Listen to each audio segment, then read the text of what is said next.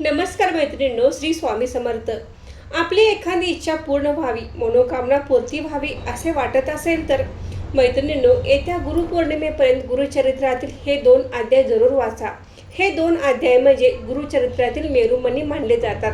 आपल्यावर एखादे संकट आले असेल, डोक्यावरील कर्ज फिटत नसेल, आर्थिक भरभराट होत नसेल तर यासाठी गुरुचरित्रातील हे 2 अध्याय खूपच महत्त्वपूर्ण ठरणार आहेत. तर हे 2 अध्याय कधी वाचावेत, कसे वाचावेत, यासाठी कोणते नियम पाळावेत याविषयीची संपूर्ण माहिती आपण आजच्या व्हिडिओमध्ये घेणार आहोत. तर व्हिडिओ स्किप न करता शेवट पण नक्की बघा. नमस्कार मैत्रिणींनो, मी सारिका भक्ती विश्वमध्ये तुमचे मनापासून स्वागत करते.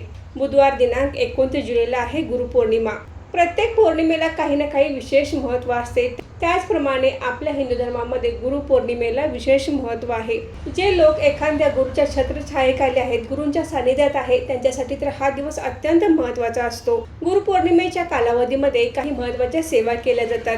त्यामध्ये सारावताचे वाचन केले जाते, त्याचबरोबर गुरुचरित्राचे पारायण केले जाते, तारक मंत्राचे अनुष्ठान केले जाते. अशा अनेक सेवा बरेच जण करत असतात. आपल्या गुरुप्रती कृतज्ञता व्यक्त करण्यासाठी या सेवा खूप महत्त्वाच्या आहेत. गुरुचरित्र हा ग्रंथ अतिशय प्रभावी आहे.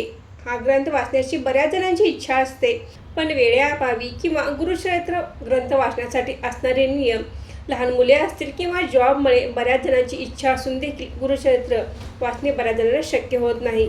तर आपण गुरुपौर्णिमेनिमित्त गुरुचरित्रातील अध्यायाचे वाचन करू शकतो.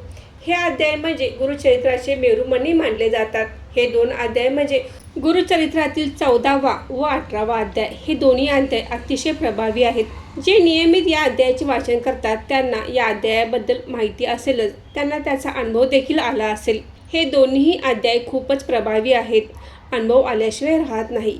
मनोकामना पूर्तीसाठी, इच्छापूर्तीसाठी, आपले गुरुबळ मजबूत होण्यासाठी, त्याचप्रमाणे आपल्या कामाच्या ठिकाणी आपल्याला एखाद्याचा त्रास होत असेल, बॉसचा त्रास होत असेल तर अशा वेळेला किंवा हितशत्रूंचा त्रास होत असेल तर हा अध्याय खूप महत्त्वाचा आहे.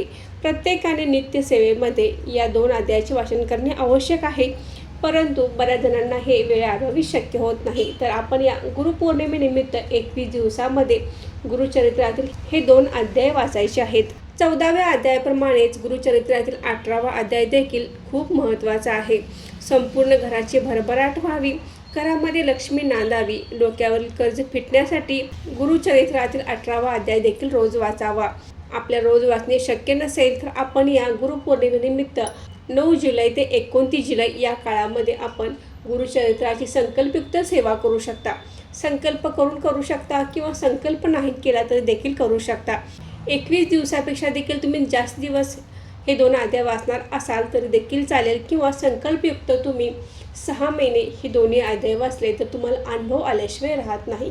आपल्याला जर शक्य असेल तर गुरुचरित्रातील हे 2 अध्याय आपण नेहमीच वाचायचे आहेत.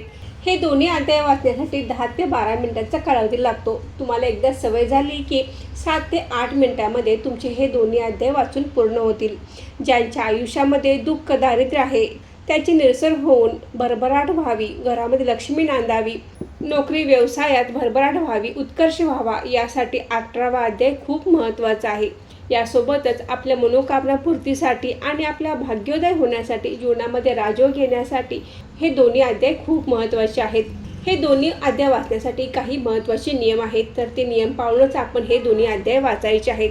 सर्वात महत्त्वाचे म्हणजे आपण 14वा आणि 18वा अध्याय वाचत असताना जो मूळ गुरुचरित्र ग्रंथ आहे तो घेऊन कधीच वाचू नये, कारण गुरुचरित्राला 5वा वेद मानला जातो.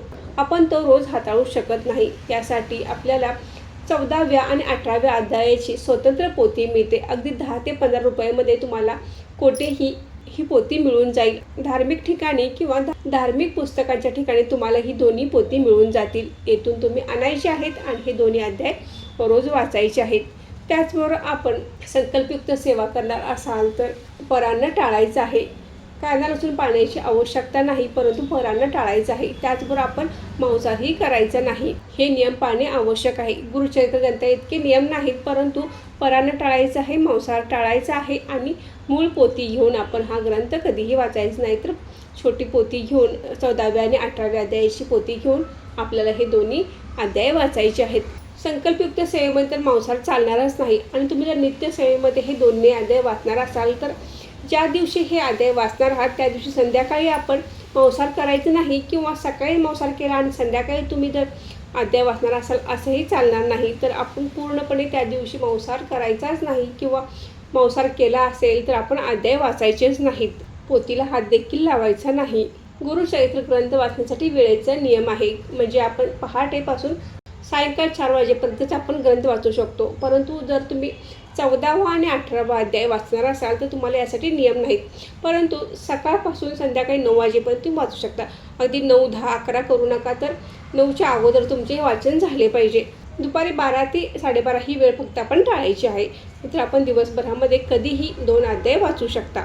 तुम्ही संकल्पयुक्त सेवा करणार असाल, तुम्हाला सुतक फेटा आले तर तुम्हाला सेवा परत नव्याने सुरुवात करावी लागणार आहे. आणि जर तुम्ही रोज नित्यसेवेमध्ये वाचणार असाल तर तुमचे सुतक फिटल्यानंतर तुम्ही वाचू शकता. मासिक धर्म आला असेल तर तेवढे 4 दिवस आपण स्किप करायचं आहे, परत तुम्ही ही सेवा करू शकता. तर अशा पद्धतीने आपण 14वा आणि 18वा अध्याय वाचायचा आहे. तुम्हाला वर्षभर वाचणे शक्य नसेल तर 9 जुलै ते 29 जुलै गुरुपौर्णिमेच्या कालावधीमध्ये तुम्ही जरूर अगदी आवर्जून हे 2 अध्याय वाचा. तुम्हाला नक्कीच अनुभव येईल. त्याचबरोबर तुम्ही जर संकल्पयुक्त सेवा करणार असाल तर तुम्हाला यामध्ये ब्रह्मचर्याचे पालन करायचे आहे. जर तुम्ही नित्यसेवेमध्ये हे 2 ग्रंथ वाचणार असाल तर ब्रह्मचर्याचे पालन करण्याची आवश्यकता नाही. तर मैत्रिणींनो, 29 जुलैला गुरुपौर्णिमा आहे. तर आपण या कालावधीमध्ये श्री स्वामी चरित्र सारामृत किंवा गुरुचरित्रातील 14वा व 18वा अध्याय या दोन्हीपैकी कोणतीही सेवा तुम्ही करू शकता. तर मैत्रिणींनो, आजचा व्हिडिओ इथेच थांबवते. आजची माहिती कशी वाटली कमेंट करून नक्की सांगा. व्हिडिओ आवडल्यास व्हिडिओ लाईक करा, शेअर करा आणि सारिका भक्ती विश्व या यूट्यूब चॅनल सबस्क्राईब करा. धन्यवाद.